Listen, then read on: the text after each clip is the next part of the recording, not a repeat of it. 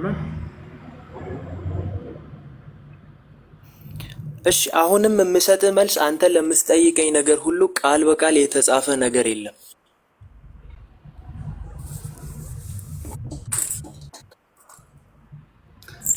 እሱን ያለበትን ሃይላይት ላሳይክ። ዘፍጥረት ምዕራፍ 1 ላይ እግዚአብሔርን ሲተርከው ሰውንም በመልካችን እንደ ምሳሌያችን እንፍጠር ብሎ ተናገረ። ምን ያደርጋሉ መሰላችሁ? ቆይ አንድ ጊዜ እምነታቸውን ገለጹ ትላቸዋላችሁ፣ ይገልጻሉ። እምነትህ ምንድን ነው? አምላክ በመለኮት አንድ ነው፣ በአካል ሶስት ነው ይሏቸዋል። እሺ ጥሩ፣ እንደዚህ የሚል ቃል መጽሐፍ ቅዱስ ላይ አለ ወይ ስትሏቸው ምን ይሏቸዋል? አንተ እንደፈለግክ ነው እንደ መምጣት ያለብህ፣ አንተ እንደምትፈልገው የለም። እኔ እንደምፈልገው ሳይሆን እናንተ እንደተናገራችሁት ነው እንጂ እኔ እንደምፈልገው ሳይሆን እናንተ እንደተናገራችሁት ወይ ነው ጥያቄ። ይሰማል ልጆች?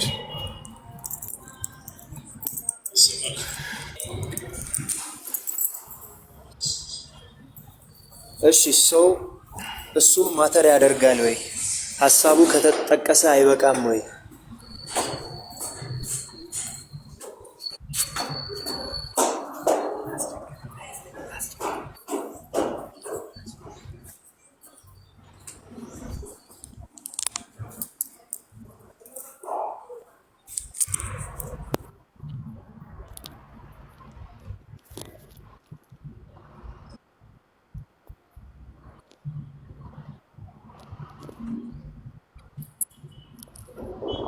ሌላ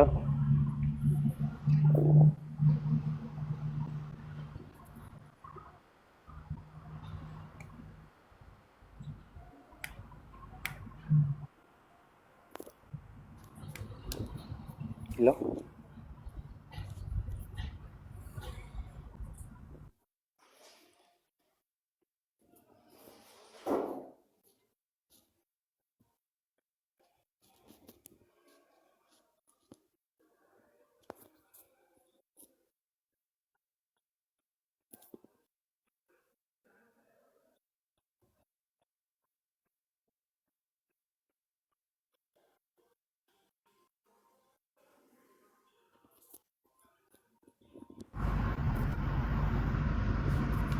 ሌላው ድምጽ ይሰማል እንደዛ? እሺ ይሰማል ልጆች? ይሰማቸዋል? ይሰማል። እሺ ስለ እግዚአብሔር ለማውራት ብሉይ ኪዳን የተጻፈበት እሺ ነብያቶች ሂብሪው ስንም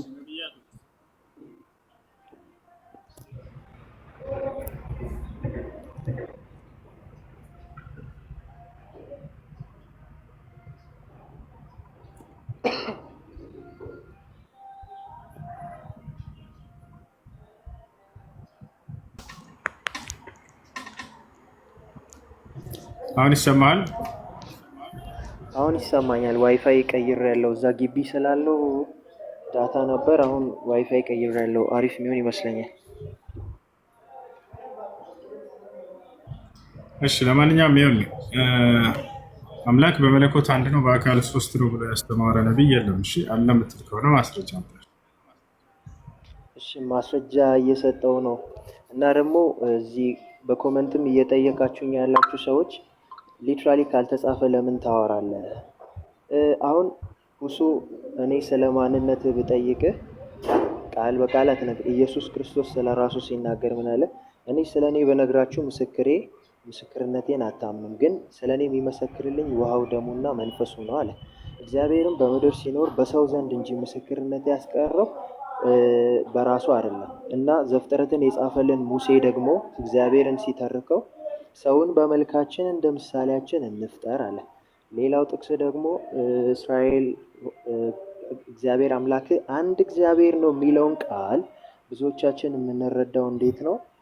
ሲንጉላር አድርገነው ነው። ነገር ግን የዛን ቃል ሩት ወርድ ሂብሪውን ብንመለከት ለዩኒፋይድ ስለሆነ አካላት ይናገራል። ያም ማለት ይሄ በተለምዶ እኛ የምናውቀው አንድ ሳይሆን ዩኒፋይድ የሆነን አንድ ለመናገር ነው። ስለዚህ በዚህ መልኩ መለኮት በአካል እንፍጠር ሲል ሶስት ናቸው እያልከን በጭሩ አይደለ? ሄሎ እንፍጠር ሲል ሶስት ናቸው እያልከን አይደል? እሺ ሶስት ናቸው። ኢን ሴንስ ምን መሰለክ አንድ ነው እያልኩኝ ነው። አንድ ነው ስል ግን ለምሳሌ እግዚአብሔር አብ፣ እግዚአብሔር ወልድ፣ እግዚአብሔር መንፈስ ቅዱስ። አብንም ማን እያልኩ ነው የምጠራው? እግዚአብሔር እያልኩ ነው። ወልድንም ማን ብዬ የጠራው ነው? እግዚአብሔር። መንፈስ ቅዱስንም እግዚአብሔር። ስንት እግዚአብሔር አሉኝ ብትለኝ ሶስት እግዚአብሔሮች ብዬ መልስ አልሰጥህም። አንድ እግዚአብሔር ነገር ግን በሶስት አካል በሶስት አካል የሚኖር ዩኒፋይድ የሆነ አንድ አምላክ እያልኩ ነው።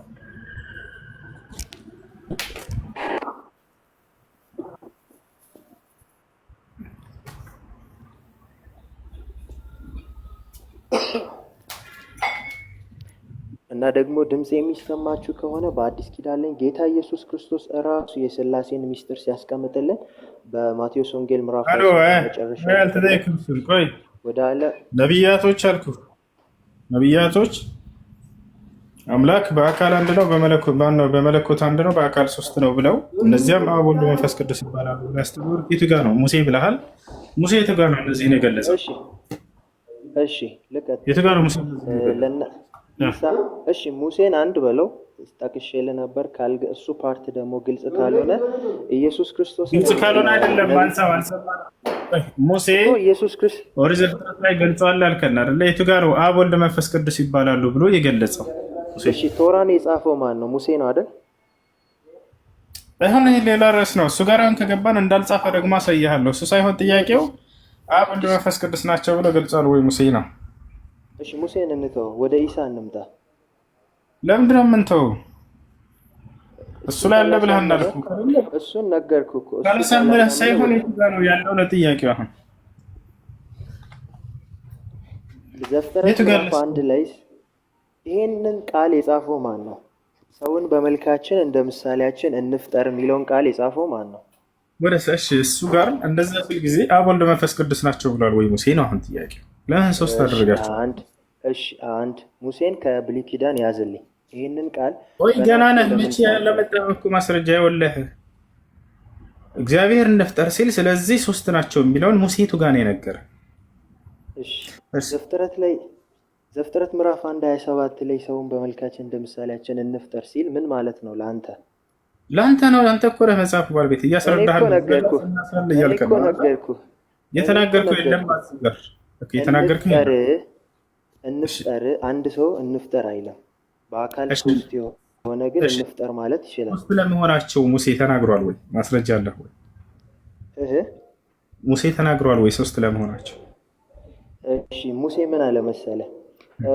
ከኔ በኋላ የሚመጣ ነብይ አለ፣ እሱን የማትሰማ ነፍስ ትጠፋለች አለ። ነብይ አይደለም ጥያቄያችን። ፍጥረት ላይ እንፍጠር ሲል ጊዜ ሶስት ናቸው እነዚህ እግዚአብሔር ሶስት አካል ነው ብሎ የተናገረበት ቦታ የቱ ጋር ነው ጥያቄ። እስከ ቅድም እኔና አንተ ያልተግባባ ነው መሰለህ። አንተም በምትፈልገው መልኩ እንድልልህ ትፈልጋለህ፣ እኔም እንድልልህ እንደሱ አይደለም። አንተ የምትለውን በመጽሐፉ ላይ ያስረዳን ነው። ሶስት ናቸው አልከን። ለምን አምስት አልሆንም? ለምን 10 አልሆንም? አሁን እዚህ ጋር ሙሴ ሶስት እንደሆነ የተናገረበት ቦታ የቱ ጋር ነው ሙሴ? እሺ በመጀመሪያ ደረጃ ሁሉም ነገር በአንድ ቦታ መጠቀስ አይጠበቅበትም።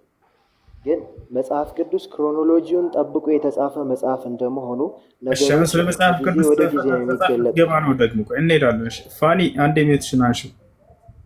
የምትጠየቁት ሌላ የምታወሩት ሌላ ኖ በልኩታዊ ጉዳይ ግልጽ መቀመጥ አለበት። እዚህ ጋር ያለው የአንተ ኦዲየንስ ስለሆነ ለገቡት ሰዎች ነፃነት መስጠት አስፈላጊ ነው። ዝም ብለን እናዳምጥህ። ከጥያቄው ውጭ ሌላ ወሬ እያወራህ አያስኬድም። እንደዚህ አባ እንደሱ አያስኬድም። እኔ እንዳውም ጸጥ ብዬ ማዳምጥ ለተናገርከው ንግግር ማስረጃ ብቻ ታልቆ ነው የምላት ራሴ ሆነም ሳልጨምር ማለት ነው። አምላክ በመለኮት አንድ ነው በአካል ሶስት ነው። እንደዚህ ነው ይሄ ነው ወይ እንታርኩ አዋልኩ እንደሱ ከሆነ ይሄንን ትምህርት እስኪ መጽሐፍ ቅዱስ ያሳየኛል። ያለና ስለዚህ ብዙ ናቸው ስንት ሶስት ናቸው ብለህ ገደል። ኦኬ የመጽሐፉ ባለቤት ራሱ ሙሴ ይሄን ጉዳይ ያውቃል ወይ አያውቅም? የሚያውቅ ከሆነ አምላክ በመለኮት አንድ ነው በአካል ሶስት ነው ያለበትን ያሳየኛል። ፋኒ ሰላም ነው? ሰላም እሱ እንዴት ናችሁ? አለን ደህና ነሽ? አለሁ አሁን ነው አለን አልሐምዱሊላህ። እሺ አንድ 5 ደቂቃ ብቻ ትሰጠኛለህ? ሻደለ የሚያስ ነበር ተረጋግቼ እንትን ለማለት አንድ 5 ደቂቃ። እሺ ቀጥል ኪያ። እሺ አንተ እንዳልክ ልተውልህ። እንደውም እሺ የለም እንበል ማስረጃ፣ እንደውም የለም እንበል ዘፍጥረት ላይ እንውጣ። በዛ ፈቀድክልኝ። ልክ ከሌለ እናመሰግናለን። እሺ ማውራት የምትፈልገው ምንድን ነው? I didn't mean like that. I didn't mean like that። ግን በዚህ ሁኔታ አድማጮችንም ስለምናደክም ልለፈው እና በራሳቸው ያንብቡ። እሺ ኢሳ እናንተ ጋር ነብይ ነው ራይት?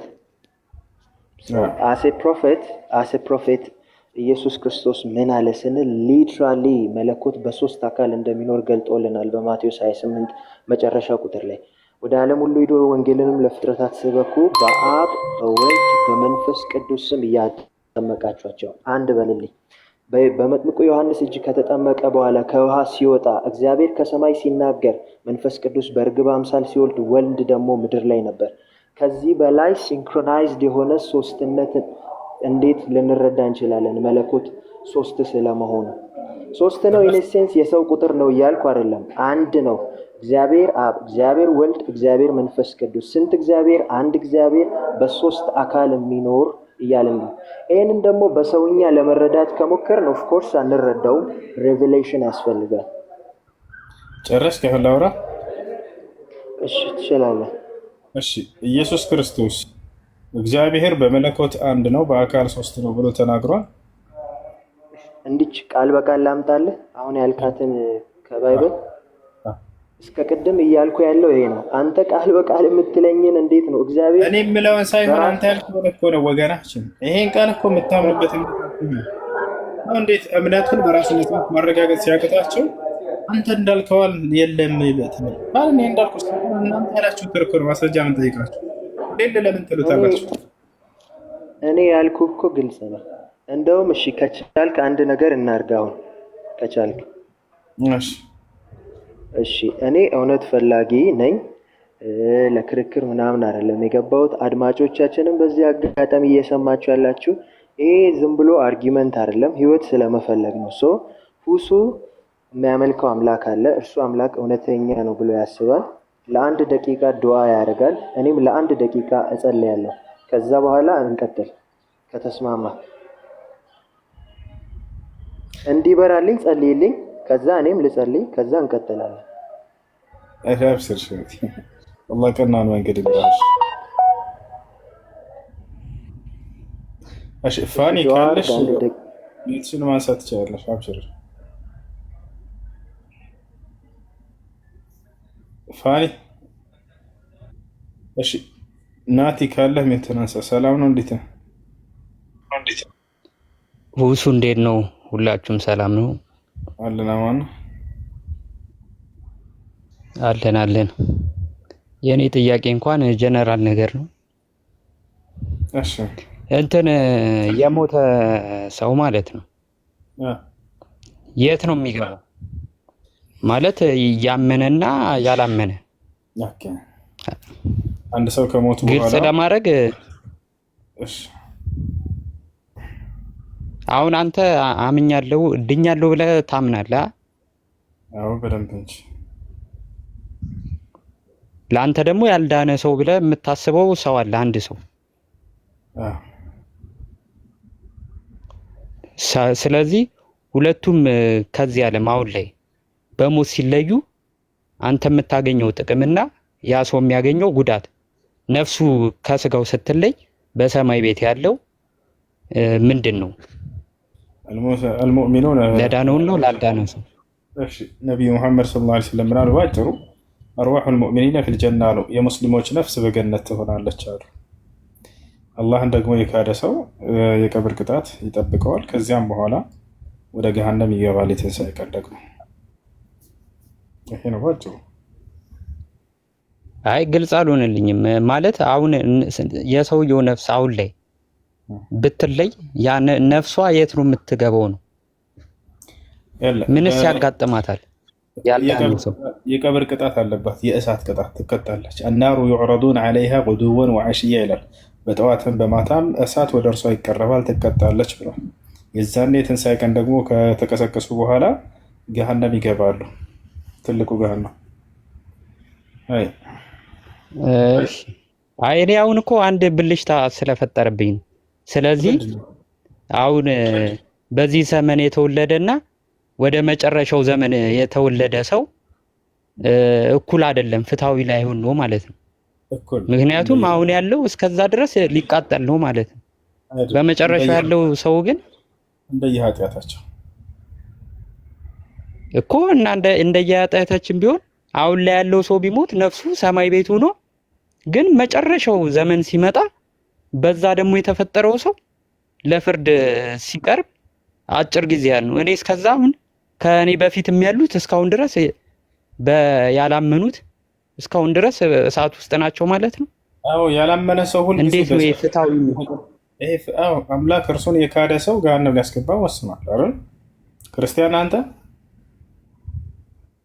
ገባኝ። ክርስቲያን ነኝ፣ ግን ማንም ቢሆን ነው ክርስቲያንም ሆነ ሙስሊምም ሆነ አሁን እዚህ ጋር እርሱን የካደ ሰው በነቢያት ሁሉ አንደበት ላይ ተናግሯል። የካዱ ሰዎች ወደ ሲኦል እንደሚሄዱ አይደል?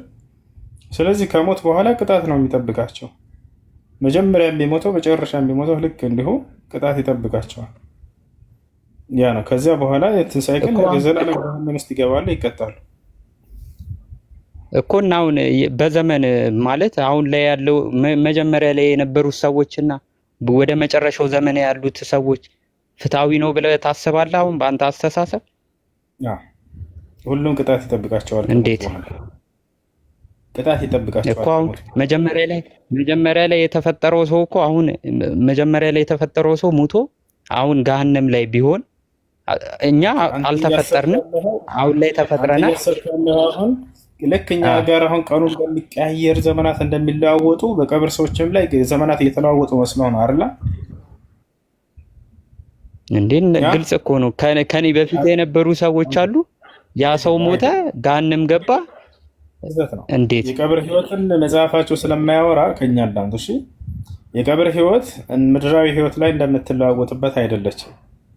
በታላረን እንደ ምድር እንደሚለዋወጥበት ፀሐይና ጨረቃ ያሉበት ዓለም አይደለም። ቀንና ሌሊት ያሉበት ዓለም አይደለም። ቅጣት እስከ እንደየኃጢአታቸው እንደሁላቸውም ይቀጣሉ። አምላክ ይቀጣቸዋል። እንደ ምድራዊ ሂሳብ አይደለም። ቀናቶች እና ሌሊቶች ምናምን የሚባል የለም። እኔ እንጃ ግልጽ አልሆነልኝም። ብዙ ሰው ጠይቄያለሁ፣ ግን ማለት አሁን እኮ መጀመሪያ እኮ የጠየኩህ ጥያቄ አለ። ሰው ከሞተ በኋላ ያስፈው ነገር አለ፣ በዚያው መሆን አለበት። እዚህ ስትመጣ ጊዜ ጥያቄ ጠይቃችሁ ከጠበቃችሁ ተቃራኒ ነው መልስ ሊጠብቃቸው የሚችለው። ይሄንን ጠብቁ። ምክንያቱም ለማንኛውም ይኸውልህ እዚህ ዓለም ላይ ያለው ህይወትና ቀጣዩ ዓለም ያለው ህይወት አንድ አይደለም። በዚህ እንስማማ። ለምሳሌ ልስጥህ። እሺ በእናትህ ማህፀን ውስጥ 9 ወር ቆይተሃል አልቆየህም? 9 ወር ቆይቻለሁ። በጣም ጥሩ። እዚህ ምድር ላይ የቆየኸው አይነት አቆያየት ነው የቆየኸው እዛ ሀገር? እሱን አላውቀውም። አይታወቀውም አይደል? ልክ እንደዚህ አይደለም። ፀሐይ ጨረቃ ነበር እዛ? መምሸት መንጋት ነበረ? የለም ነበር በእናትህ ማህፀን ውስጥ ገብቶሃል? ለሰከንድ እንኳን መቆየትህን ግን አሁን አታስታውስም፣ ራሱ ስለተነገርክ እንጂ 9 ወር ቆይተሃል የሚለውን ከዛሊክ ልክ እንዲሁ የቀብር ህይወትም እንደዚህ እንደ ምድር የምትለካው ዓለም አይደለም።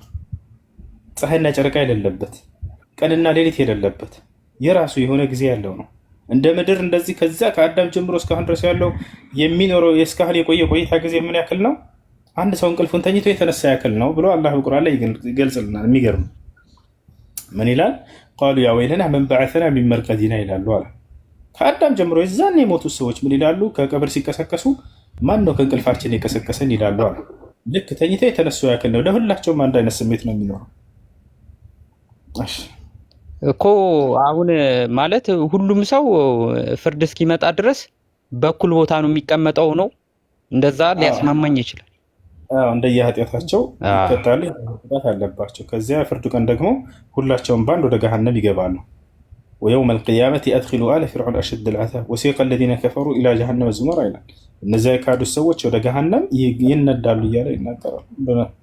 ሁላቸውም ሁሉም በስራው የሚቀጣው ከፍርድ በኋላ ነው ከፍርድ በፊት ስጋው ከነፍስ ከተለየ በኋላ ከሞት በኋላ ጀምሮ ቅጣት ይጀምራል እኮ። አሁን እኮ ጥያቄ አሁን የሚሆንብኝ ያ ቅጣት እስከ መቼ? እስከ ፍርድ ድረስ ነው አይደለሁ? ያ ቅጣት እስከ ፍርድ ድረስ ይቆያል። ከዚያም በኋላ ከፍርድ በኋላ ይቀጥላል። እሺ ፍርዱ ሊመጣ ወደ መጨረሻው አካባቢ የተወለደ ሰውና አሁን ላይ እኔ ብሞት እስከዛ ድረስ እኔ ቅጣቴን ልቀጣ ነው እንትን ባላምን ማለት እንትን ብገባ እስከዛ ድረስ እኔ ቅጣቴን ልቀጣ ነው ወይ? ለምን እኩል ፍርድ አይሰጠኝም ነው? ሰውየው ቅድም እንደ ምሳሌ ሰጠሁህ እኮ የዛ በአዳም ጊዜ የሞተውና አሁን ዛሬ የሚሞተው አንድ አይነት ስሜት ነው የሚኖራቸው። አንተ ያን ሁሉ ዘመናት እየተቀጣ ከቆየ ፍትህ አይደለም ነው አይደለ? ጥያቄ አይቆጠርም። ያ ዘመን እንደዛ የሚባል ሂሳብ የለም የቀብር ህይወት ውስጥ። ለምሳሌ በእናትህ ማህፀን ውስጥ ስንት ወር ቆይተሃል ስልህ 9 ወር አልከኝ። ያን 9 ወር ስሜት ይሰማህ ነበር እዛ ውስጥ ስልህ ኧረ አይሰማኝም አልክ። ስንት አንድ ሰከንድ ድረስ መቆይተን አታውቅም አይደል?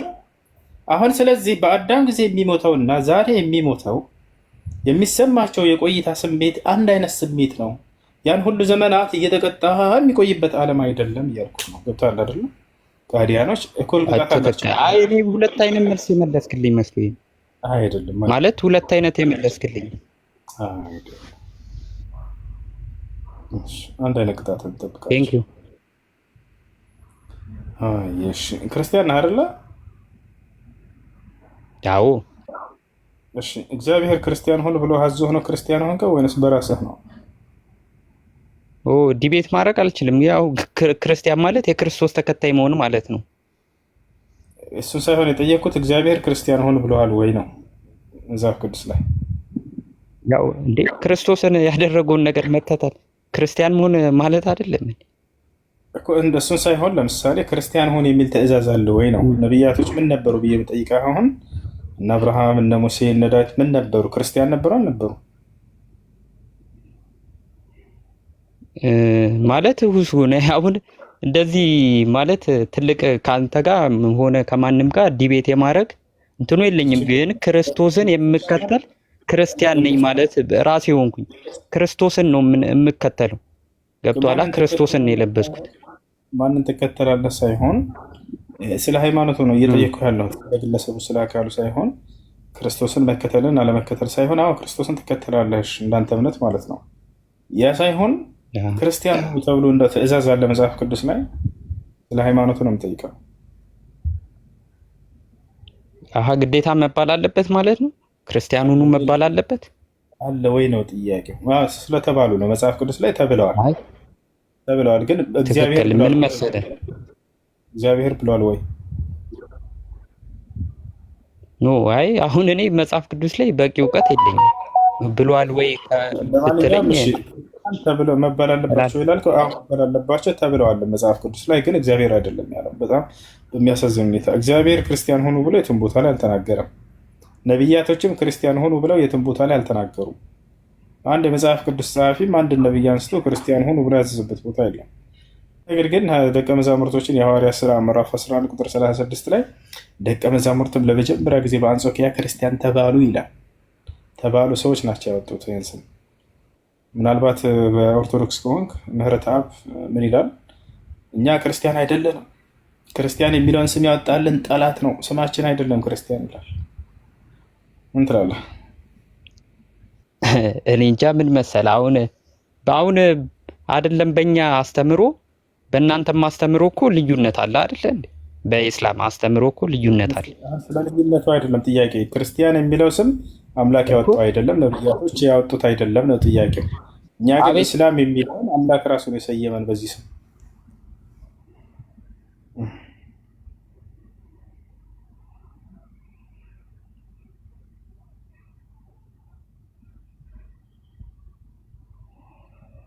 እሺ ይቅርታ ስራ ላይ ስለሆንኩ ነው። ምን አልከኝ? እግዚአብሔር ክርስቲያን ሆኖ የሚል ትእዛዝ የትኛው ቦታ ላይ አላዘዘም ነው እኮ። የምህረት አብን ያነሳውና የሰው አስተምሮ ያነሳውን እኮ ልመልስልህ ነበር። ሁሉም ሰው የራሱ የሆነ መረዳት አለው። ኢቭን አሁን ራሱ አይደለም ከእናንተ ጋር ከፕሮቴስታንት ጋር የሚጋጩት ኦርቶዶክስና እኛ ኦርቶዶክስና ፕሮቴስታንቶች በእንትን ነው ማለት የመጽሐፍ ቅዱስ ያረዳድ ችግር ነው። ስለዚህ ሁሉም የራሱ የሆነ አረዳድ አለው። ሁሉም የራሱ የሆነ አተረጓጎም አለው። አሁን ስላተረጓጎም ስለዚህ ምህረት አብ አያሽ መረታብን ተውሽ እግዚአብሔር ብሏል ክርስቲያን ሆኖ ብሏል እኮ አንተ በምትፈልገው መንገድ እኔ እንትን እያልኩ አይደለም። ሊኖርም ላይኖርም ይችላል። በቂ እውቀቱ የለኝም፣ ግን ክርስቶስን ተከታይ ነኝ። እኔ በክርስቶስ ስለማምን ክርስቶስን ነው የለበስኩት ነው። ይሄ ነው ማለት። አንተ የክርስቶስ ተከታይ ነህ? ያ እርግጠኛ ነህ? እንዴ ማለት አዎ፣ በመማረው ቤተክርስቲያን እንጂ በምሰማው ነገር የክርስቶስ ተከታይ። በጣም ጥሩ።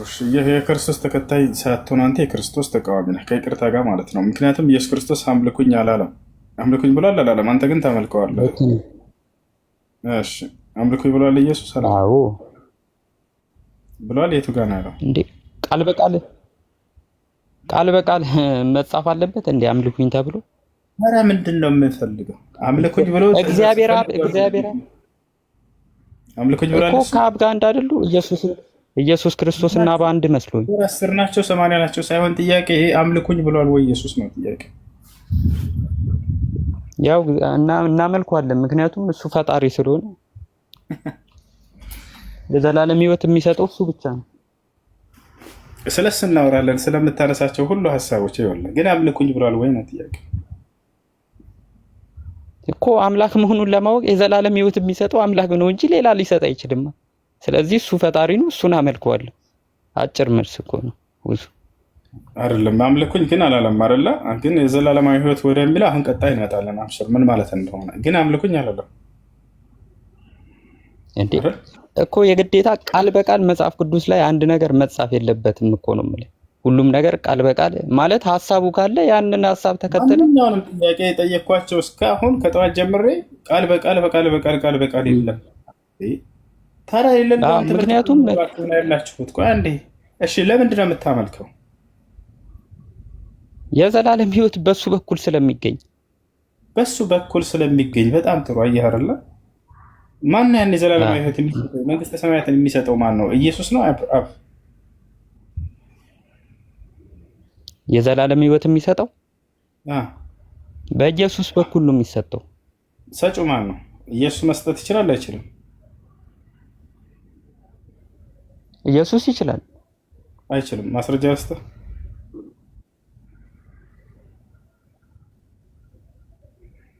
እስቲ ስጠኝ። ያው ኢየሱስ ክርስቶስ ምን አለ? ጽዋዬን ትጠጣላችሁ፣ በቀኝና በግራ መቀመጥ ግን ከአባቴ ዘንድ ለተዘጋጀላቸው ነው እንጂ እኔ የምሰጥ አይደለሁም አላቸው ይላል ጌታ። ሰው እርሱ መስጠት አይችልም። እኔ የምሰጥ አይደለሁም ማለት እኮ አብ ለኢየሱስ ክርስቶስ ነው፣ በቀኝ ለተቀመጠው ለኢየሱስ ክርስቶስ ይሰጠዋል። ምክንያቱም እሱ ሕይወትን መንገድም እሱ ነው። ያቂያችን ኢየሱስ እኔ የምሰጥ አይደለሁም ማለት ነው። የምሰጥ አይደለሁም ነው እኮ። ሰጪው አባቱ ነው፣ አብ እኮ ነው አይደል? ያው ጎበዝ ልጅ። ስለዚህ ኢየሱስ የሚሰጥ አይደለም፣ እኔ የምሰጥ አይደለሁም። ፍቱኝ አለ በቃ። ያው እኮ አባቱ ነው፣ አባቱ አብ ነው እኮ። አሁን አጎቱና አክስቱና አባቱ ሳይሆን ናትዬ የምሰጥ አይደለሁም እያለ ይናገራል። ኢየሱስ አይሰጥም። አሁን የዘላለማዊ ሕይወት ማለት ደግሞ የዘላለማዊ ሕይወት ይሰጣል ብለኸኛል አይደለ? አዎ የዘላለማዊ ሕይወት ማለት ምን ማለት ነው አንተ የተረዳኸው? ሌላ ትርጉም አለው እንደ የዘላለም ሕይወት? የዘላለማዊ ሕይወት ማለት እውቀት ነው፣ ስለ አንድ አምላክ ማወቅና ክርስቶስ ደግሞ የዛ የአንዱ አምላክ መልእክተኛ መሆኑን ማወቅ ማለት ነው። ለዛዬ እሱ እውቀት ይሰጣል ወይ? አዎ ይሰጣል። ኢየሱስ የዘላለማዊ ሕይወት እሰጣለሁ ሲል አስተምራለሁኝ፣ እውቀትን እሰጣለሁኝ ነው። እኔ የዘላለማዊ ሕይወት እሰጣለሁ። ለዛዬ አሁን እኔና አብ አንድ ነን የሚለው እንድትከታተል እኔና አብ አንድ ነን የሚለው በዓላማ ነው። በዓላማ አንድ እንደሆነ እዚያው ላይ ይገልጻል። ሐዋርያቶችን ሲናገር ስለነርሱ ከእኔ እጅ ማንም የሚነጥቃቸው የለም፣ ከአባት እጅ ማንም የሚነጥቃቸው የለም፣ እኔና አብ አንድ ነንና ይላል። አየህ፣ ሐዋርያቶችን በመጠበቅ ረገድ አንድ ናቸው። እሺ ዮሐንስ ወንጌል ምዕራፍ 1 ከቁጥር 1 በመጀመሪያም ቃል ነበረ፣ ቃልም በእግዚአብሔር ዘንድ ነበረ፣ ቃልም እግዚአብሔር ነበር የሚለውንስ ክርስቶስ እንዴት ልትፈተው? ክርስቶስ የተስፋ ቃል ነው። ቃልም ስጋ ሆነ ይላል አይደል? ታች ጋር 14 ጋር። ስለዚህ ክርስቶስ ግን ቃልም እግዚአብሔር ነበረ ማለት እኮ ቃልም እግዚአብሔር ነበር ማለት ኃላፊ ነው። እግዚአብሔር ተናጋሪ መሆኑን ለመግለጽ ነው። እዛ ጋር የሚናገረው ስለ እግዚአብሔር ንግግር ነው። እግዚአብሔር ተናጋሪ ነው እኮ ወልድ እኮ እግዚአብሔር አብ አለ። በመጀመሪያ ቃል ነበረ። ያ ቃል አሁን የኔ ቃሌ ዝርቡ ነው ገብቷላ። ግን ያ ቃል በኢየሱስ ምን ሆነ? አካል ሆነ ነው ማለት የተማረ አካል ሆነ እኮ። አዳምጠኝ። እግዚአብሔር ፍቅር ነው ይላል። እሺ ፍቅር የሚባል አምላክ አለ። እግዚአብሔር ጥበብ ነው ይላል። ጥበብ የሚባል አምላክ አለ። እግዚአብሔር ቃል ነው ሲባል ጊዜ እግዚአብሔር ተናጋሪ ነው ለማለት ነው። እግዚአብሔር ፍቅር ነው ሲባል እግዚአብሔር አፍቃሪ ነው ለማለት ነው። ነው አይደለም ናቲ? ወይንስ ፍቅር የሚባል ሌላ የመለኮት አካል አለ ማለት ነው? አይ ይሄንን ፍታልኝ መጀመሪያ ይሄንን ፍታልኝና ወደዛ ነው። እግዚአብሔር ቃል ነበር ሲል ጊዜ እግዚአብሔር ተናጋሪ መሆኑን ለመግለጽ ነው። ቃልም ስጋ ሆነ ይላል። ለየትኛው ቃል ሲባል ጊዜ እኮ እግዚአብሔር ለነብያት የሰጣቸው የተስፋ ቃል ነበረ። ገብቶሃል አይደል? ቃል ገብቶላቸው ነበር። ወደፊት ክርስቶስ የሚባል ይመጣል፣ እስራኤል ሰዎችን መድኃኒት ያደርገዋል ብሎ በተስፋ ቃል ደረጃ ገብቶላቸው ነበር። ያ የተስፋ የተገባው ቃል ኪዳን ዛሬ ክርስቶስን ያለ ፍጻሜውን አገኘ ማለት ነው። የተስፋ ቃል እንደሆነ ማስረጃ ስጋ ሆነ ማለት እኮ ስጋ ለበሰ አይደል እንዴ? ቃል ስጋ ሆነ ማለት ስጋ ለበሰ ማለት እኮ ነው አይደል? የተስፋ ቃል ማለት ነው እንዴ? ለበሰ አይደለም። ስጋ ሆነ ስጋ መሆን ማለት ስጋ ሆነ ማለት ምን ማለት ነው? ስጋ ለበሰ ማለት አይደለም። ስጋ ሆነ ሲባል ጊዜ ቃል ተገብቶ የነበረው ነገር ዛሬ ፍጻሜውን አግኝቶ ያኔ ሆነ እንደማለት ነው። ክርስቶስ ሆኖ መጣ ነው። የተስፋ ቃል ነው ክርስቶስ። ከፈለክ ዛብሽር እኔ እሱ ያንተ አረዳድ የኔ አረዳድ አይደለም። መጽሐፍ ቅዱስ ነው። አይ በማስረጃማ አሁን እኮ ችግሩ እኔ ትንሽ የመጽሐፍ ቅዱስ እውቀት ላይ ሌስ ነኝ። አሁን አንተ አሁን ስጋ ሆነ የሚለውን ነገር የተስፋ ቃል ነው። አዎ የተስፋ ቃል ነው። ላሳየህ። ቃል በቃል ኢየሱስ የተስፋ ቃል ነው የሚል ላሳየህ ነው። ትፈልጋለህ? ልስጥህ? አዎ የተስፋ ቃልም ነው እና ልስጥህ። እና የተስፋ ቃልም ነው። ያው እናንተ በዚህ ጋር ያ ክርስቶስ የተስፋ ቃል ነው። ከዚህም ሰው ዘር ይላል አይደል? ከዚህም ሰው ዘር እግዚአብሔር እንደ ተስፋው ቃል ለእስራኤል መድኃኒትን እርሱንም ኢየሱስን አመጣ ይላል። ስለ ኢየሱስ መምጣት እያወራ ነው። ማን ነው ያመጣው? እግዚአብሔር። የመጣው ማን ነው? ኢየሱስ ክርስቶስ። ምን ነበር ተብሎ ሲታይ የተስፋ ቃል ነበር። ለነብያት ተስፋ ተገብቶላቸው ነበር። ቃል ኪዳን ገብቶ ነበር። አምላክ ወደፊት ኢየሱስ የሚባልን አካል አመጣለሁ ለእስራኤል መድኃኒት አደርገዋለሁ ብሏቸው ነበር አይደለ? ያ የገባላቸው ቃል ኪዳን ዛሬ ፍጻሜውን አገኘ ማለት ነው። ቃልም ስጋ ሆነ ማለት የተስፋው ቃል የሆነው ምን ለብሶ ነው? ይሄን መልስልኝ። የተስፋው ቃል የሆነው ምን ለብሶ ነው?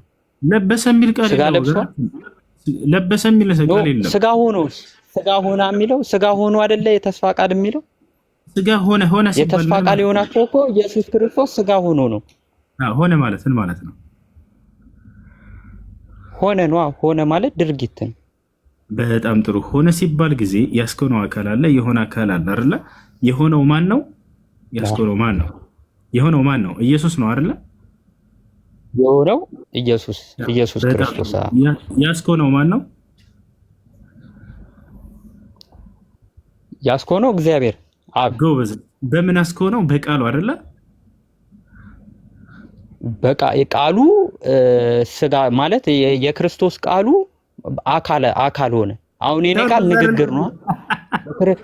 የእግዚአብሔር ቃል ግን ቃሉ ስጋ ሆኖ መጣ ነው። ስለዚህ ክርስቶስ ኖ አውጣው። ዮሐንስ ወንጌል እንደሆነ እዚህ ጋር ምዕራፍ 1 ከቁጥር 1 አውጣልኝ እኮ እሱን እኮ ነው እዚህ ጋር ዮሐንስ ወንጌል ምዕራፍ ክርስቶስ የተስፋ ቃል ነው እያለ ቃል በቃል መጽሐፉ እየነገረህ ነው። ትክክል። የተስፋ ቃል ነው። የተስፋ ቃል ደግሞ የሆነው ስጋ ለብሶ ነው። ስጋ ሆኖ ነው የመጣው። የተስፋ ቃል የሆነው እኮ ምንም እሱን ቃልም ስጋ ሆነ የሚለውን እዚህ ጋር እየፈታለህ ነው። ምንድነው የሆነው ስንል የትኛው ቃል ነው ስንል የተስፋ ቃል ነው። ለነብያቶች ተስፋ ተገብቶ ነበር። ያ ቃል የሚባል ቃል ኪዳን ነው። ገብቷል አይደለ? እኔ ቃል እገባልሃለሁ ወይንም ደግሞ እኔ ንግግር አለ። ለምሳሌ እናንተ ያስባችሁት የእግዚአብሔር ንግግር ሰው ሆነ ነው። እንደዛ አይደለም። ቃል ሲባል ጊዜ ብዙ ነገር አለ። የእግዚአብሔር ቃል እንዲህ ሲል ወደ እኔ መጣ ይላሉ እነ ሕዝቅኤል። ኦኬ የእግዚአብሔር ቃል ስለተባለ ግዴታ ኢየሱስ ነበር ሲመላለስ የነበረው አይደለም። ንግግር ለማለት ነው፣ ትምህርቱ ነው። ወጣል አይደለ? አሁንም እዚህ ቦታ ላይ ምንድነው ቃል ሲባል ከተባለ የተስፋ ቃል እንደሆነ እዚህ ጋር አስቀምጠው ራሱ መጽሐፍ ቅዱስ ላይ ፈታላችሁ። በጣም በርካታ ቦታ አለ የተስፋ ቃል ነው፣ የተስፋ ቃል ነው፣ የተስፋ ቃል ነው ኢየሱስ የሚል ማለት ነው። ወጣል አይደለ? ስለዚህ ምንድነው እዚህ ጋር ቃል የተባለው? እግዚአብሔር ለቀደምት ነብያት ኢየሱስ የሚባለን ሰው ወደፊት አመጣለሁ ብሎ ተስፋ ሰጥቷቸው ነበር። ያ የሰጣቸው ተስፋ ዛሬ ፍጻሜውን አግኝቶ ያውና መጣ እያለ ነው። ቃልም ሥጋ ሆነ ሲል ጊዜ የተስፋ ቃል አይደለም ስትለኝ ነበር። ያው የተስፋ ቃል ለመሆኑ ቃል በቃል መጽሐፍ ቅዱስ ላይ እንደ ተስፋው ቃል እያለ ቃል በቃል ይናገራል። ለእስራኤል መድኃኒትን እርሱም ኢየሱስን አመጣ ይላል። አመጣ ሲል ጊዜ ያመጣው አካል አለ፣ የመጣ አካል አለ። በምን መጣ የሚል ነገር እንጠይቃለን። አመጣ ይላል። ያመጣው አካል ማን ነው? እግዚአብሔር። ያው የመጣውስ ማን ነው? ኢየሱስ። ያው በምን አመጣው? በተስፋው ቃል ገብቶላቸው ስለነበር እንደ ተስፋው ቃል ይሄን ኢየሱስን አመጣ በቃሉ። አሁን አንድ ነገር እኛ እንገራለን። እኔ ደግሞ ይሄን የምረዳው የተስፋው ቃል ስጋ ሆኖ መጣ። ያ ስጋ የሆነው ነገር ለእስራኤል ሲመጣ መድኃኒቱ የሆነላቸው የተስፋውን ቃል በስጋ ነው የሚገልጸው። ገብቷላ? እሺ የተስፋው ቃል እንጂ ግን የአምላክ ቃል ሳይሆን ያ የተስፋው ቃል ገብቶላቸው የነበረው ነገር ሆነ ሲል ጊዜ ፍጻሜውን አገኘ። የአምላክ ቃል ስጋ ሆነ፣ የቃሉ ስጋ ሆነ። ያ ስጋ ደግሞ የተስፋውን ቃል ለእስራኤል መድኃኒት ሆኖ ኢየሱስ ምን ሆኖ መጣ? ኢየሱስ መጣ ይላል። ያ የተስፋው ቃል ማነው? ስጋ ለብሶ ነው ኢየሱስ ክርስቶስ ማለት ነው። እሺ የተስፋ ቃል እኔ እንጃ። ይሄ ምንም የተስፋ ቃል ማለት ምን ማለት ነው? ማለት የአንድ ሰው የተስፋ ቃሉ ቃል ነው መናገር ማለት ነው። የተስፋ ቃል ማለት አሁን እኮ ቀጥተኛ ፍቺ እኮ ነው። ወዴት ልፍታው? ይኸውልህ ከአንደበት የሚወጣ ቃል አለ። አንደኛ እሱ አለ፣ ይሄ ንግግርህ ማለት ነው። ሁለተኛ ለሰው የምትገባው ተስፋ አለ አይደለ? በቃ እኔ ወደፊት ለአንተ መኪና ገዛልሃለሁኝ ያልክና ሄድክ አይደለ? ያ ቃሉ ነው ሂዶ መኪና የሆነው ወይንስ ደግሞ ያ እንደናንተ በተግባር ገዝተህ ሰጠኸው ማለት ነው? ቃልህ ነው መኪና የሚሆነው ሄዶ አይደለም አይደል? አሁንም እንደዚያ ነው። ቃል ገብቶላቸው ነበር ለነብያቶች። ኦኬ ያ ቃሉ መጥቶ አምላክ ክርስቶስ ሆነ ወይ? አይደለም። ያ ቃሉን ፈጸመላቸው። ቃሉን በገባው ቃል መሰረት ያውና አስገኘላቸው፣ ክርስቶስን አመጣላቸው ማለት ነው እኮ። የተስፋው ቃል ክርስቶስ በስጋ ስለነበረ የተስፋው ቃል ማለት ክርስቶስ ካረገ በኋላ እሱ በስጋ በነበረበት ሰዓት እሱን ለሚከተሉ የተስፋ ቃል ሰጧቸዋል። ያ የተስፋ ቃል በሱ የሚያምን የዘላለም ሕይወት እንደሚያገኝ በተስፋው ቃል የእስራኤል መድኃኒት እርሱም እንደሆነ ይናገራል ማለት ነው። አንዴ እንጨርስ። እሱ ከኔ ጋር አይደለ? እንደ ተስፋው ቃል ይላል። ገብቷል? እንደሚላ በተስፋው ቃል መሰረት ክርስቶስን አመጣላቸው፣ ቃል ገብቶላቸው ነበር እያለ እየተነገረ ነው ለነቢያት፣ ለእነ አብርሃም፣ ለሁላቸውም በዘርህም አሕዛብን እባርካለሁኝ ብሎ ተናግሮት ነበር አይደለ? ያ ቃሉን ዛሬ ፈጸመላቸው። በቃሉ ሲገኝ አንድ አካል በቃ ይሄ ሰውማ ቃሉን ፈጸመ እንላለን አይደለ? ያ ንግግሩ ሳይሆን መጥቶ የሆነው የገባውን ቃሉን ሞላላቸው ማለት ነው፣ ፈጸመላቸው ማለት ነው። ይሄ ነው ትርጉሙ። ክርስቶስን እንደሚያመጣ ቃል ገብቶላቸው ነበረ። ያ ነው እንደ ተስፋው ቃል በቃ ቃሉን ፈጸመላቸው፣ ቃሉን ሞላላቸው ዛሬ ይባላል። ያ ሲባል ግን ንግግሩ እሺ ኪያ ቀጥልሽ። እሺ ቪዲዮን ካላስቸገርኩ ወደ አንተ ተመለስልኝና አንድ ደቂቃ ዱአ አድርግልኝ እዚሁ ላይቭ። ችግር የለውም። አላህ ወደ ነቢያት መንገድ ወደ ኢስላም ይምራህ። ይሄ ነው እኔ የምላችሁ ነገር። ሁላችንም ባንድ ሆነን የአብርሃም የይስሐቅ የያዕቆብን አምላክ ያን አንዱን አምላክ እናምልክ ነው። ገብታችኋል? ክርስቶስም ሙሴም ሁላቸውም የሰበኩትን ያን አንዱን አምላክ እናምልክ። ያ አንዱ አምላክ ዘላለማዊ ሕያው ነው። በሕያውነቱ ላይ ሞትነት የለበትም። ያ አንዱ አምላክ አንድ ብቻ ነው። በአንድነቱ ላይ ብዜት የለውም። ሁለትነት፣ ሶስትነት ብዜት የለውም። በቃ እርሱ እኔ አንድ ነኝ ብሎ የሚናገር ያ አንዱ አምላክ መለኮት ብቻ ነው። በመለኮትነቱ ላይ አይለዋወጥም፣ ሰውነት የለበትም። እኔ አልለዋወጥም እያለ የሚናገር የሆነ አምላክ ነው። የአንዱ አምላክ ጌታ ብቻ ነው። በጌትነቱ ላይ ባርነት የለበትም። የአንዱ አምላክ ኃያል ነው፣ አሸናፊ ነው። በፍጹም መሸነፍ የሚባል መገደል፣ መሰቀል የሚል ባህሪ በእርሱ ላይ ፍጥረት ምንም አቅም የላቸውም። የአንዱ አምላክ አይወልድም አይወለድም፣ ያለ የነበረ ለዘላለም የሚኖር ብቻ ነው። ስለ እኔ ሲል ተወለደ፣ ስለ እኔ ሲል ሞተ ተብሎ የሚገለጽ አይደለም አምላክ። ገብታችኋል አይደል? ይህ ለአምላክ የሚገባ ባህሪ አይደለም በፍጹም። ለፍጡር የሚገባና ለአምላክ የሚገቡ ነገራቶች ምንድናቸው የሚለውን ሁላችንም እናውቃለን። ነገር ግን ህሊናችንን ሽጠን በቃ ይሄ እምነቴ ብሎታልና ብለን የምንይዘው ነገር አይደለም። ለአምላክ የራሱ የሆኑ መገለጫዎችና ባህሪያቶች አሉት።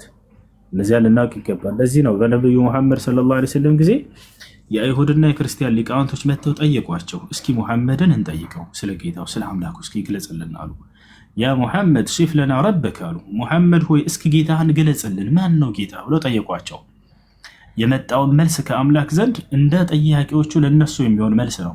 ቁል ሁወ አላሁ አሐድ አላሁ ሰመድ ለም የሊድ ወለም ዩለድ ወለም የኩን ለሁ ኩፉወን አሐድ። ይሄን በላቸው ሙሐመድ ለእነዚህ ሊቃውንቶች ብላ ነገራቸው። በል ሙሐመድ አሏቸው። አላሁ አሐድ መጀመሪያው ምንድን ነው? አምላክ አላህ አንድና ብቸኛ ነው በላቸው አለ። አየህ፣ ለምንድን ነው አንድነቱን መጀመሪያ መግለጽ የፈለገው? አንድም ሶስትም ነው ብለው ስለሚያምኑ ነው እነዚህ ከፊቱ የመጡ ጥያቄዎች። አንድም ሶስትም ሳይሆን አንድ ነው፣ በማንነቱም በምንነቱም አጋር የለውም እርሱ። በቃ አላሁ ሶመድ አለ። ቀጥሎ እርሱ ደግሞ የአምላካቸው አላህ የሁሉ መጠጊያ ነው በላቸው። ሌላ ምንም መጠጊያ የለም። ገብርኤልም ሚካኤልም ማርያም ሁላቸውም እነዚህን ጠብቀኝ በመንገዴ ላይ እንዲሆነኝ የሚባሉ አይደሉም። አንድ አምላክ ብቻ ነው ለሁሉ መጠጊያ ለባለው፣ እርሱን ብቻ ከጅሉ፣ እርሱን ብቻ አድርገልን በሉ ነው። ሶስተኛው ምንድነው? ለም የሊድ ወለም ዩለድ በላቸዋል። አልወለድም አልተወለደም በላቸው። ለምን ይሄን አለ? ምክንያቱም አምላክ ተወልዷል ወልዷል የሚል እምነት ስላላቸው እነዚህ ሊቃውንቶች ጠያቂዎች። እርሱ መወለድ የእርሱ ባህሪ አይደለም፣ በፍጹም አይወልድም አይወለድም አለ። ቀጥሎ ምን አለ? ወለም የኩን ለሁ ኩፉወን አሐድ በላቸው አለ። አየህ፣ ለእርሱ አንድም እንኳን ቢጤ አቻ የለውም በላቸው። ለምን ይሄን አለ? ወልድና መንፈስ ቅዱስ የሚባሉ ሌላ አካሎች ቢጤ ያሉት ብለው ስለሚያምኑ አንዱን አምላክ ጌታቸው አይደለ? ስለዚህ እርሱ ማንም አቻና ቢጤ የለውም በላቸው አለ።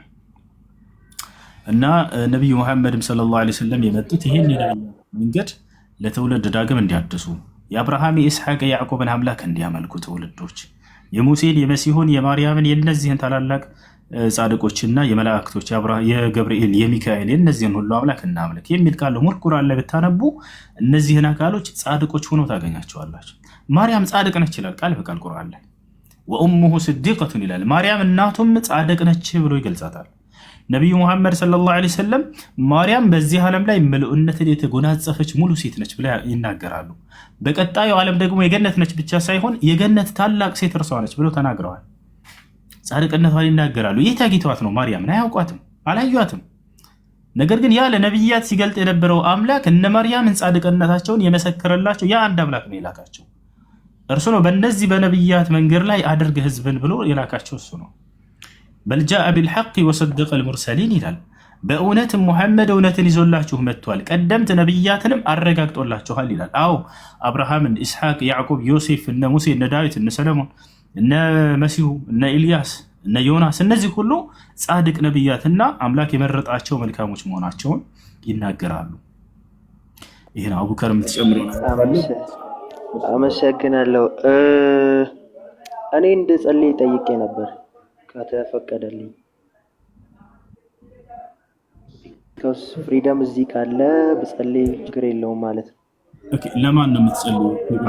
ለእኛ ነው የምትጸልይልን? አንተ ለእኔ ዱዓ አረክልኝ አይደል? እኔ በትዕግስት ሰማው። ስለዚህ እኔ ለእናንተ ዱዓ ባረግላችሁ ችግር የለውም። ወደ ማን ነው ዱዓ የምታደርገው? ችግር የለውም። ወደ አምላኬ።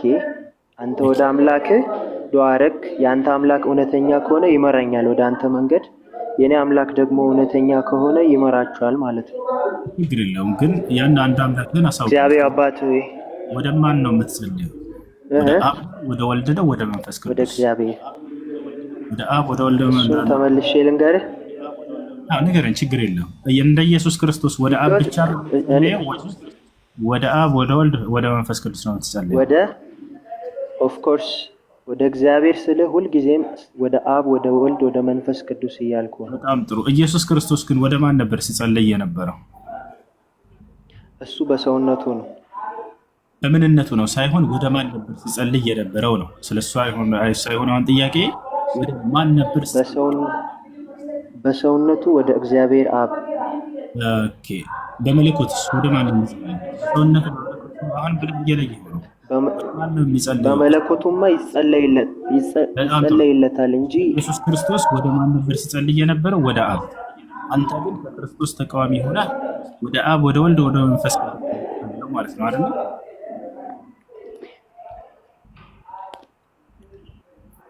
ይላ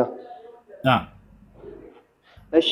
ኤኒዌይስ አንተ ስትጸልይልኝ እኔ አላምንም በአንተ አምላክ፣ ግን ታግሼ አስጨረስኩ አይደል እኮ። ወደ ማንም ብጸልይ ችግር የለም። ለምን ጣዖት አምላክ ያለውንም ግን ጣዖት አይጸልይም ከኛ ጋር፣ ወደ ሰው አይጸልይም እኛ ጋር፣ ወደ እግዚአብሔር ነው አለ። እሺ ወደ እግዚአብሔር ይሁንልህ እኮ። ያ እግዚአብሔር ማን ነው?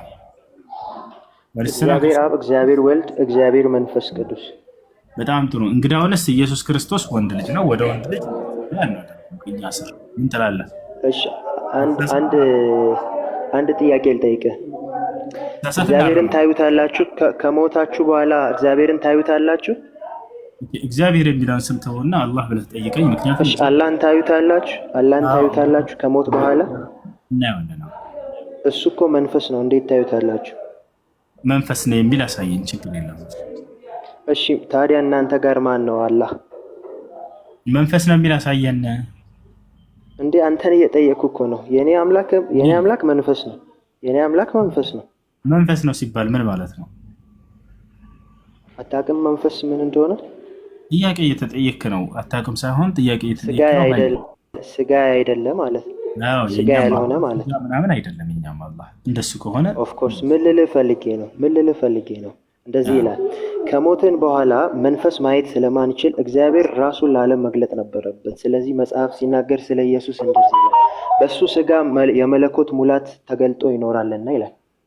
ስለዚህ እናንተ ከሞት በኋላ የምታዩት የለም ማለት ነው። ምክንያቱም አምላክ መንፈስ ስለሆነ አይታይም። እኛ ግን ከሞትን በኋላ በኢየሱስ ክርስቶስ ሰውነት መለኮት በሙላት ስለሚገለጥ እግዚአብሔርን ማየት እንችለዋለን። እሺ ከሞት በኋላ ሶስት አምላኮችን ታያለህ?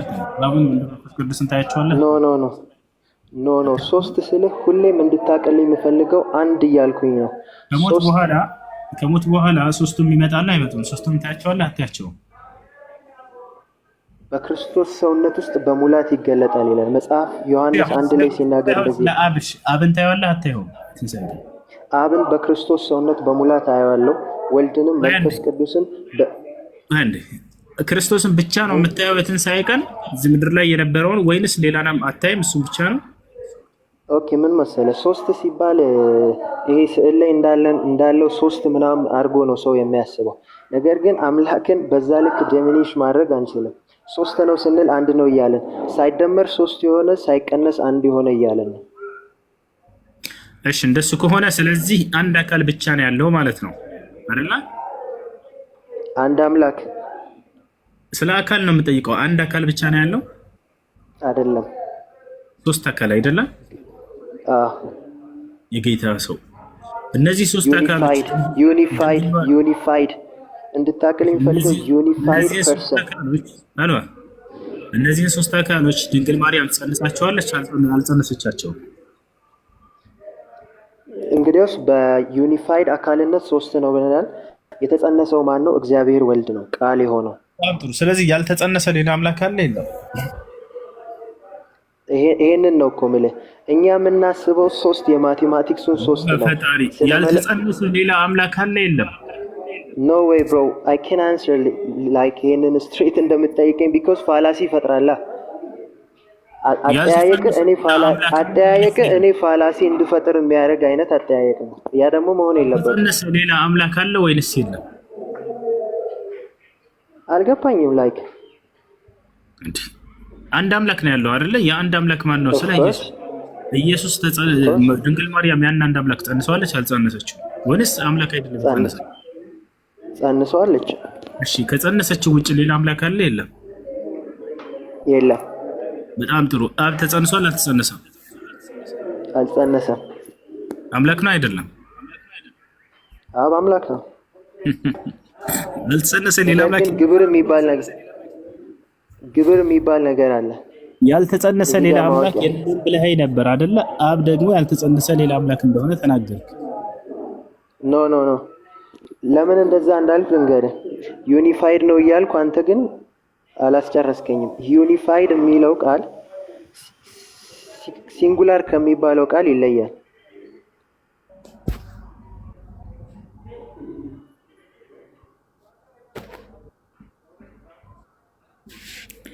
እሺ ስለዚህ ያልተጸነሰው ሌላ አምላኮች አሉ። ማን? አብና መንፈስ ቅዱስ። ሲጀመር አማልክት ማለት አማልክት እያልን ማውራት አንችልም። ሲጀመር አንድ ስልክ ላወራ ነው አንድ ጊዜ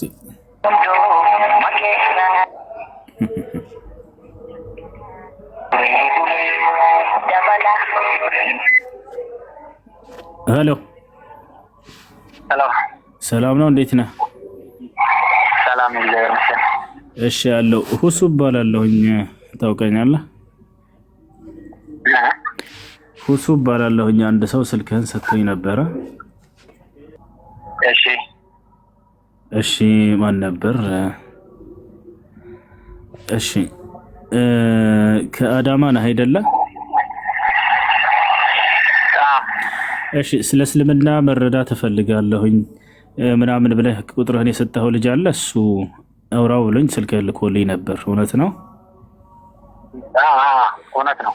እሺ ሁሱ እባላለሁኝ።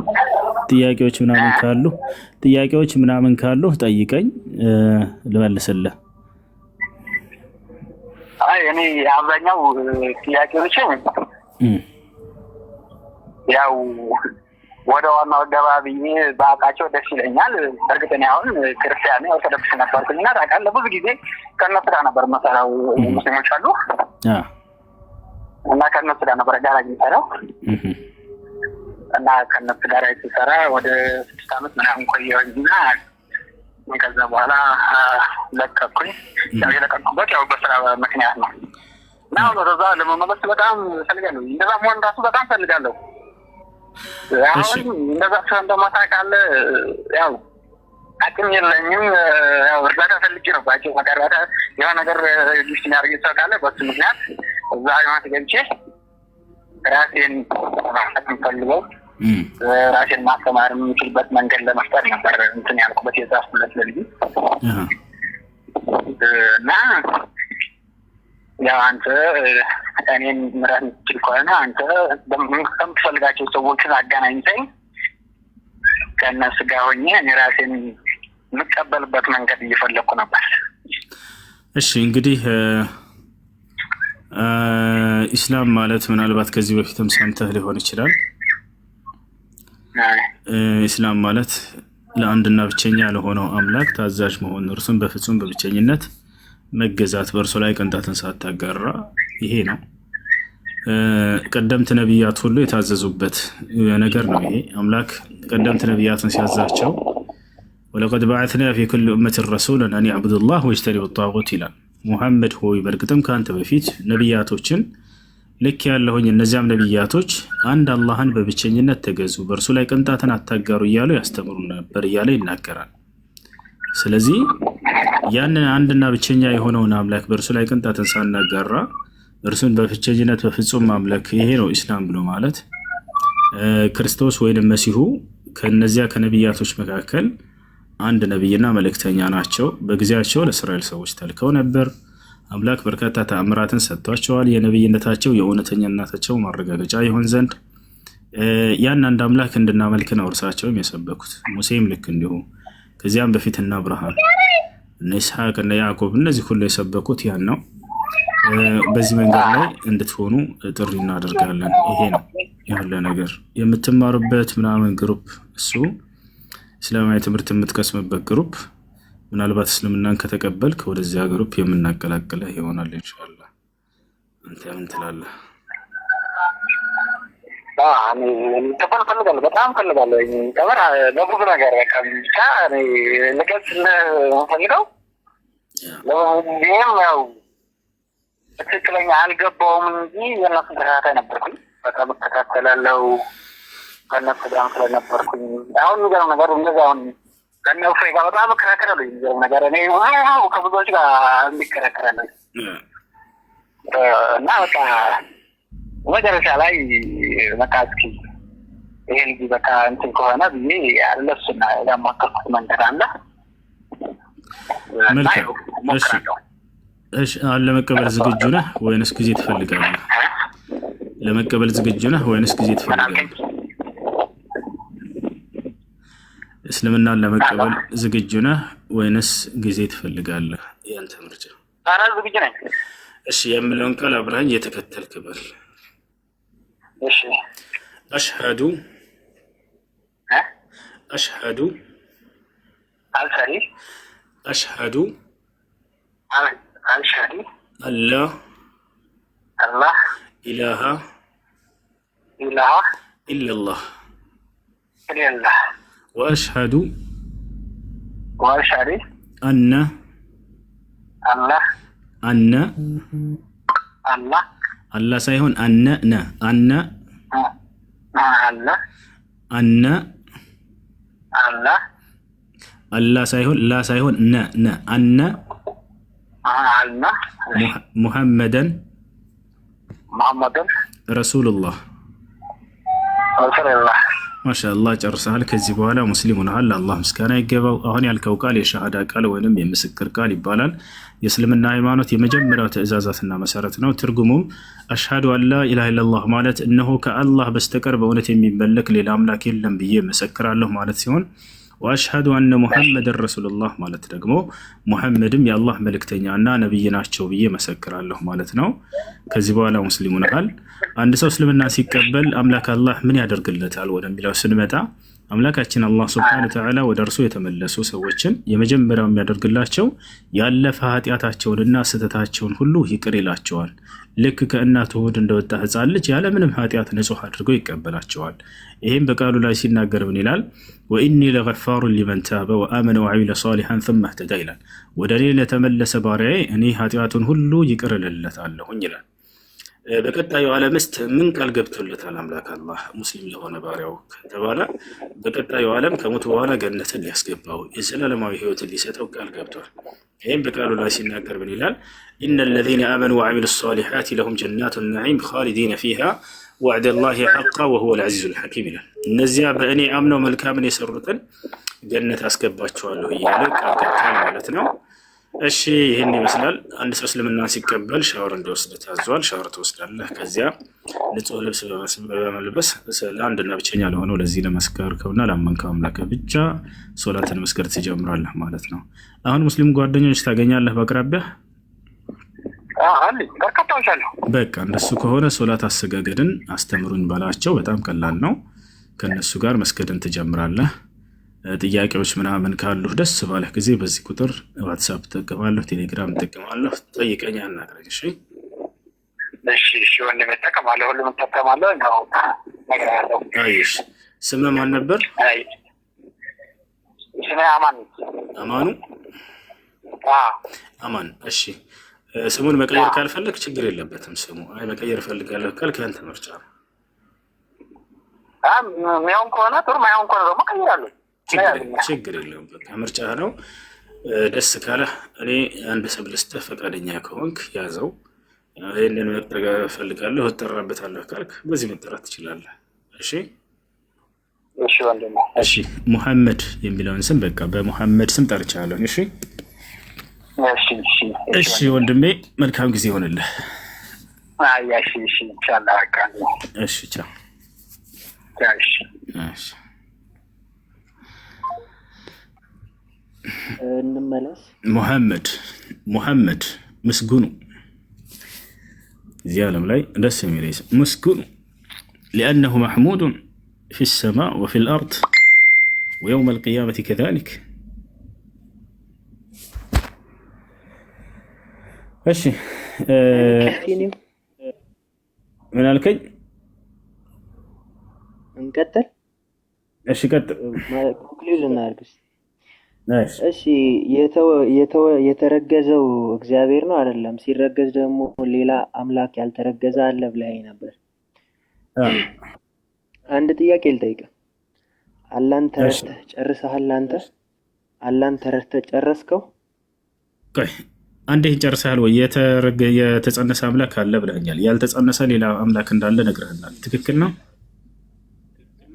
ነው እኔ ያልኩት እግዚአብሔር ስንል በግብር 3 የሆነ አካል ያለው ነገር ግን ከኢሴንስ አንፃር አንድ የሆነ አምላክ እግዚአብሔር የሆነ በአብ በወልድ በመንፈስ ቅዱስ ራሱን ገልጦ የሚኖር ብለናል። የተጸነሰው እግዚአብሔር ወልድ ነው። ዮሐንስ 1 ላይ ተጠቅሰው በመጀመሪያ ቃል ነበር፣ ቃልም በእግዚአብሔር ዘንድ ነበር፣ ቃልም ራሱ እግዚአብሔር ነበር ይለናል። ስለዚህ ያ እግዚአብሔር የሆነው ቃል ይሄ ቃል የምንለው በዚህ ንግርት ነው። ይሄ አንደበታችን ላይ ያለው ለማለት አይደለም። ኦኬ ሄሎ እሺ፣ የተጸነሰ አምላክ አለ ብለኸኛል። በተጸነሰበት አምላክ በዚያው ጊዜ ያልተጸነሰ ሌላ አምላክ አለ ወይንስ የለም? የለም። በጣም ጥሩ። አብ አምላክ ነው አይደለም? አምላክ ነው። ተጸንሷል አልተጸነሰም? ኢየሱስ በተጸነሰበት ጊዜ ከዛ በኋላ እኔ ታግ መልስ ስሰጥ የስ ኦር ኖ ስለ የኔ ፋላስ ይሆናል ይሄ። እሺ፣ ስለዚህ አብ ተጸንሷል አልተጸነሰም?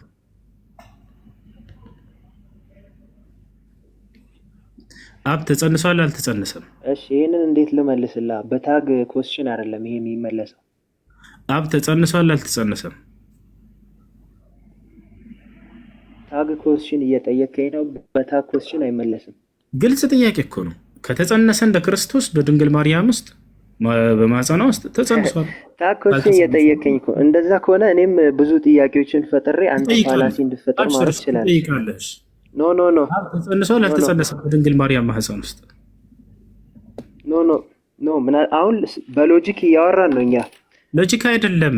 አሁን ኢየሱስን በግልጽ መለስክልኝ። ኢየሱስ ተጸንሷል በታኮስሽን አልመለስም፣ ግን አብራርቼ ልመልስ። ተጸንሷል አልክ አይደል? ስለዚህ አብስ ተጸንሷል አልተጸነሰም ነው ጥያቄው። በል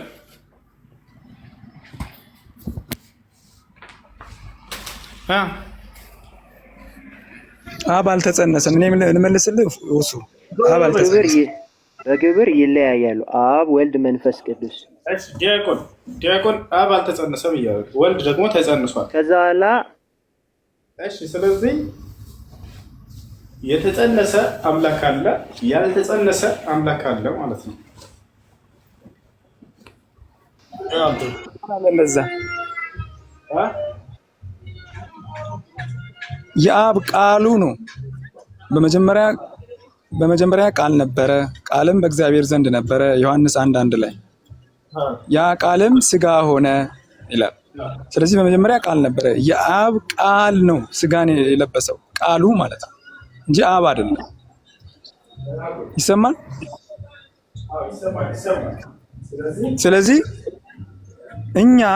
እኛ ክርስቲያኖች የምንለውን በደንብ ስም ውስጥ ይጋይዘ እኛ ክርስቲያኖች የምንለው 3 አማልክት አላልንም፣ 3 አምላክም አሉ አላልንም። ያልነው አንድ አምላክ ግን በ3 አካል ተገልጧል ነው የምንለው። እነዚያ 3 አካሎች በ3 አካል ተገልጧል ነው የምንለው። ግን አላህ የሚባለው ራሱን አልገለጠም።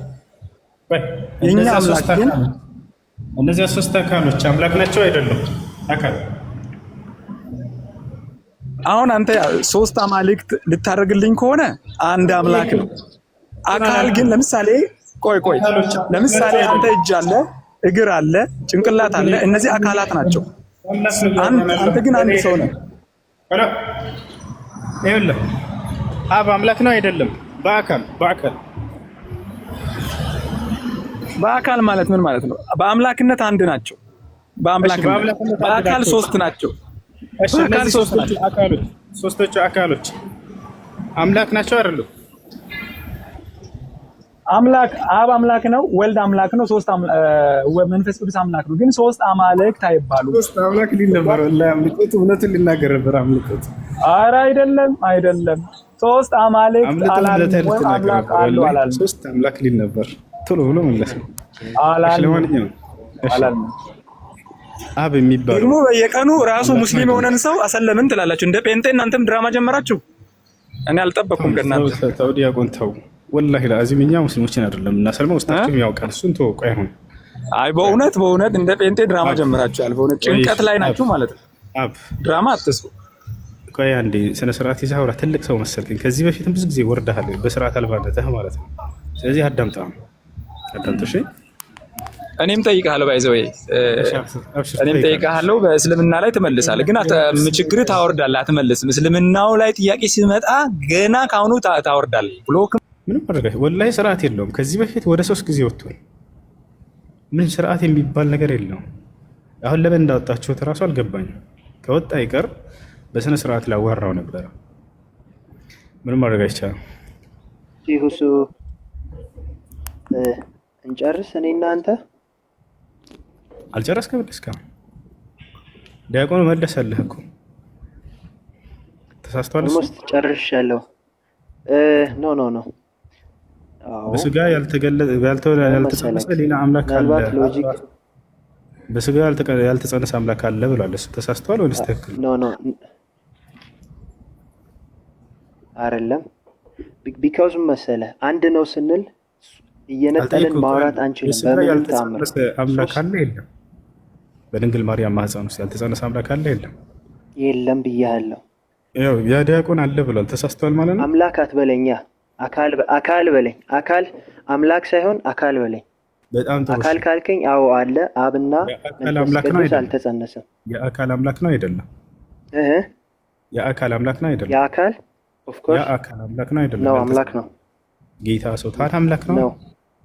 አምላክ ነው ያልተጸነሰም። ግን ወልድን ይኸውልህ ወልድን እንደምትለው አይሆንም። ወልድን ስላወጣን ቢኮዝ እግዚአብሔር ስንል እግዚአብሔር ያለ ወልድ እግዚአብሔር መሆን አይችልም። ያለ መንፈስ ቅዱስ እግዚአብሔር መሆን አይችልም። እግዚአብሔር ለመባል አብ፣ ወልድ፣ መንፈስ ቅዱስ ያስፈልጋል። ችግር የለውም። እሺ በአካል አምላክ አይደሉም ማለት ነው። በአካል አምላክ አይደሉም። በአካል ስንል ምን እያልን ነው? you know what በአካል አምላክ ናቸው አይደሉም ነው ጥያቄው። እኛ አይነት እኮ አካል ስላላቸው አይደለም። ስለአንተ አካል አይነት ነው ያለው እኮ ምን ችግር የለም። አካል ለአንተ ምንድን ነው? አምላክ አይደሉም አይደለም?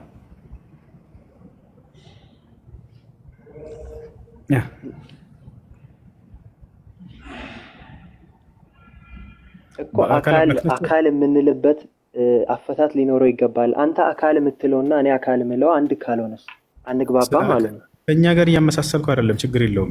በአካል አምላክ እንትን ነው አልተጸነሰም አልከኝ አይደለ?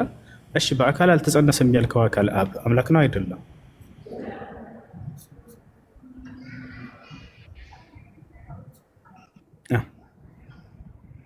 አካል ከግብር አንጻር ነው።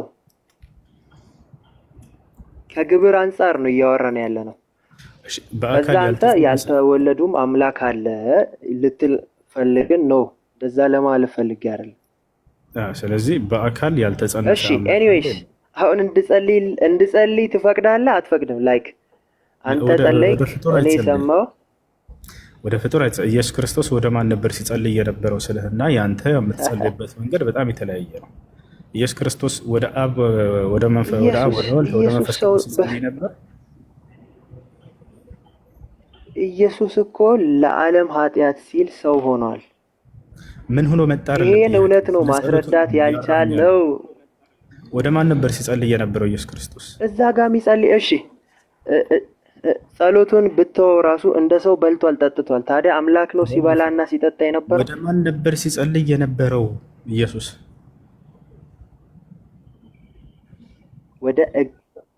ወደ እግዚአብሔር። ወደ የትኛው? ወደ አብ። ስፔሲፊካሊ ደግሞ ወደ እግዚአብሔር አብ። ጎበዝ ልጅ። አንተ ግን ወደ ማን ነው የምትጸልየው? ወደ እግዚአብሔር አብ። ወደ አብ፣ ወደ ወልድ፣ ወደ መንፈስ ቅዱስ ነው የምትጸልየው አንተ ግን? እኔ